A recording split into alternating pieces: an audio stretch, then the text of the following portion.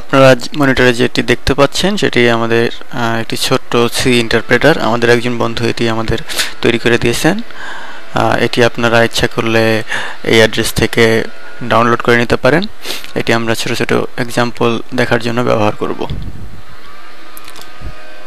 প্রথমে আমরা দেখি কিভাবে কোন একটি স্ট্রিং প্রিন্ট করা যায়।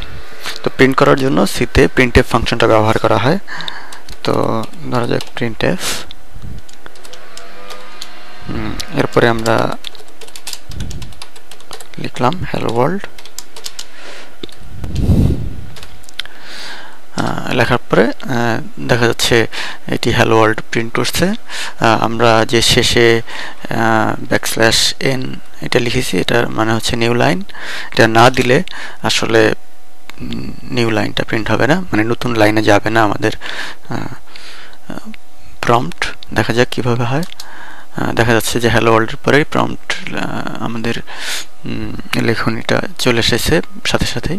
সুতরাং আমরা প্রত্যেকবার প্রিন্ট করার সময় এখানে একটা নিউ লাইন দিয়ে নিচ্ছি।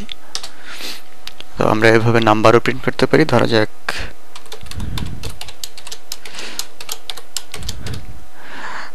একটা নাম্বার লিখলাম।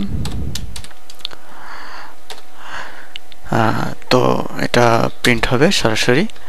আমরা নিউ লাইন দিয়ে নিই এখানে একটা, যাতে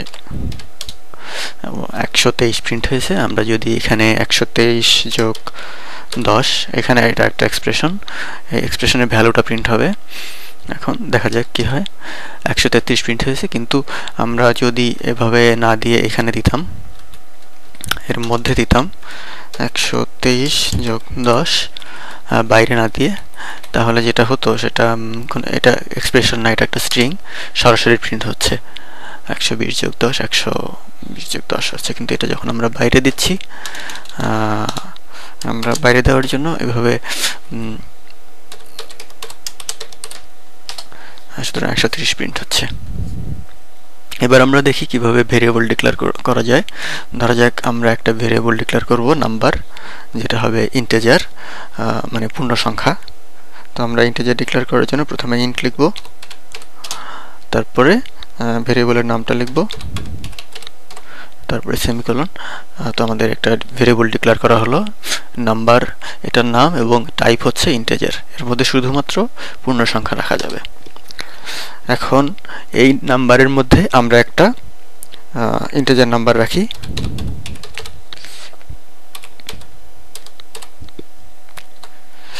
এটাকে বলা হচ্ছে অ্যাসাইনমেন্ট।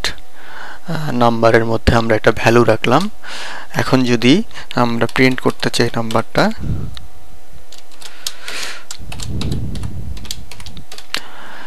এখানে নাম্বার লিখলাম, এখানে সংখ্যা আগের উদাহরণে দেখেছিলাম আমরা সংখ্যা লিখেছিলাম, এখন আমরা নাম্বার লিখছি, একটা ভেরিয়েবলের নাম লিখছি যেটার ভ্যালু আমরা প্রিন্ট করতে চাই। সুতরাং দেখা যাচ্ছে যে নাম্বার ভেরিয়েবলের মধ্যে এখন 120 আছে এবং সেটা প্রিন্ট হলো। এইবার আমরা নাম্বার আরেকটা ভেরিয়েবল ডিক্লেয়ার করি ইন্টিজার টাইপের,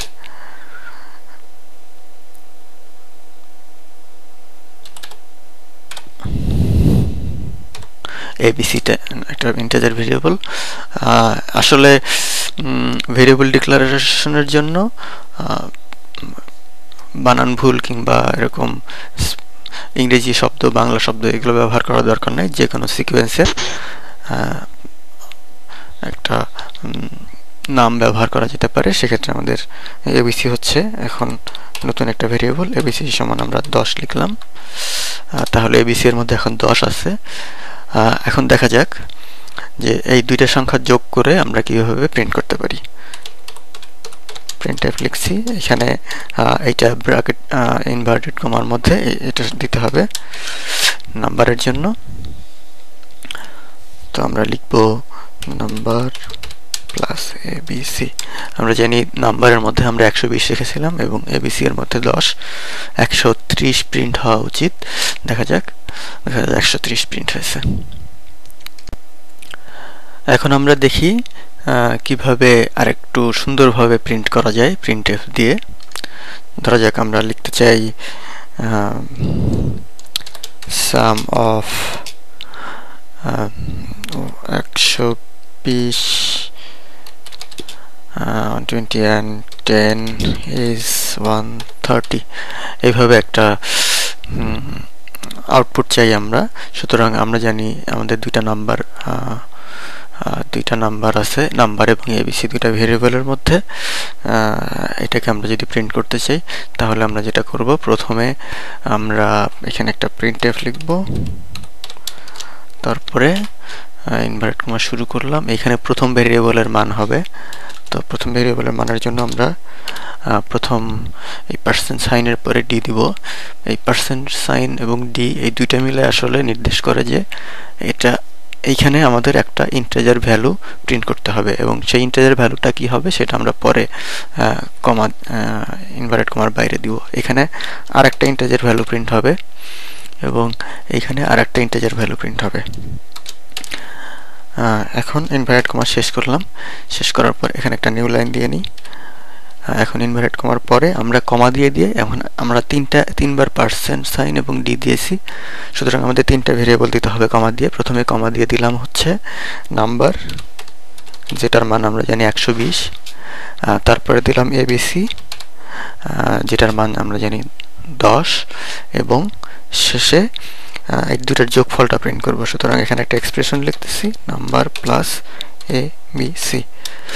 এখন এটা যদি আমরা এক্সিকিউট করি তাহলে যেটা হবে, তাহলে আমরা যে লিখেছিলাম সাম অফ 120 and 10 is 130, এটা প্রিন্ট হওয়া উচিত। আমি এখন এন্টার কে চাপ দিচ্ছি, দেখা যাক কি হয়। সুতরাং দেখা যাচ্ছে যে সাম অফ 120 and 10 is 130, যেটা আমরা প্রিন্ট করতে চাচ্ছিলাম সেটা প্রিন্ট হয়েছে। তো এটা যদি আমরা কোথাও যদি আমরা ভুল করি, ধরা যাক আমরা এখানে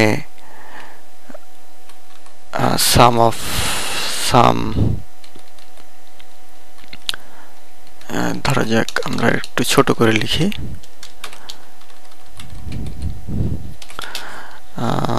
আচ্ছা প্রথমে ভুল না, প্রথমে শুধু এটাই লিখলাম যে দুইটা নাম্বার, প্রথমে একটা নাম্বার হবে এখানে, তারপরে একটা স্পেস, তারপরে একটা প্লাস, তারপরে একটা স্পেস, তারপরে একটা নাম্বার, তারপরে স্পেস, তারপরে একটা ইকুয়াল টু সাইন, তারপরে একটা স্পেস, তারপরে একটা নাম্বার, এবং শেষে একটা ফুল স্টপ, এবং তারপরে একটা নিউ লাইন হবে। তো এটা 120 plus 10 equals 130, এটা আমরা পেলাম। এখন আমরা যদি ভুল করি, শেষে যদি এবিসি দিতে না ভুলে যাই, ধরা যাক এভাবে দিলাম, তাহলে আসলে প্রথমে এখন দেখা যাচ্ছে যেটা হচ্ছে যে কম্পিউটার আসলে বোঝে না যে তার কি করতে হবে। আমরা এখানে লিখেছি, প্রথমে দিয়েছি এখানে প্রথমে পার্সেন্ট সাইন দিয়ে ডি দিয়েছি, এইখানের জন্য সে এই নাম্বার ভেরিয়েবলের ভ্যালু প্রিন্ট করবে, সেটা করেছে এখানে।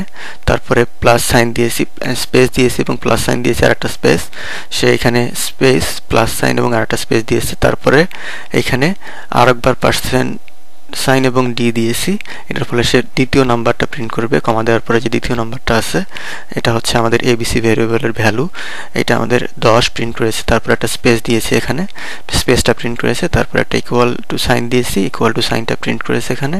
তারপরে এখানে আরেকটা স্পেস আছে, সেই স্পেসটা এখানে দেখতে পাচ্ছি। এরপরে আরেকটা আছে পার্সেন্ট ডি সাইন, এটার জন্য এটা হচ্ছে আমাদের তৃতীয় পার্সেন্ট ডি, সুতরাং আমাদের তৃতীয় এক্সপ্রেশনটা প্রিন্ট করবে। এখানে আমাদের এক্সপ্রেশন হচ্ছে আমাদের একটা ভেরিয়েবল, এই ভেরিয়েবলের মান হচ্ছে 120, সুতরাং 120 প্রিন্ট হয়েছে। যদিও এটা একটা ভুল মান দেখাচ্ছে, কিন্তু কম্পিউটারকে আমরা আসলে যা করতে বলেছি সে সরাসরি তাই করেছে, এর বাইরে কিছু করেনি। সুতরাং আমাদের এখানে সঠিকভাবে ভেরিয়েবলটা দিতে হবে। সঠিক এক্সপ্রেশন যখন আমরা দিব, এটা আমাদের একটা সঠিক এক্সপ্রেশন হয়েছে এখন, কারণ আমরা লিখেছি যে প্রথম সংখ্যা নাম্বার যোগ দ্বিতীয় সংখ্যা এবিসি এবং সমান দিয়ে আমরা আর একটা নাম্বার প্রিন্ট করব, সেই নাম্বারটা হবে এই এক্সপ্রেশনটার ভ্যালু। সুতরাং আমরা এখন যদি এন্টার দেই তাহলে সঠিক মানটা প্রিন্ট হবে।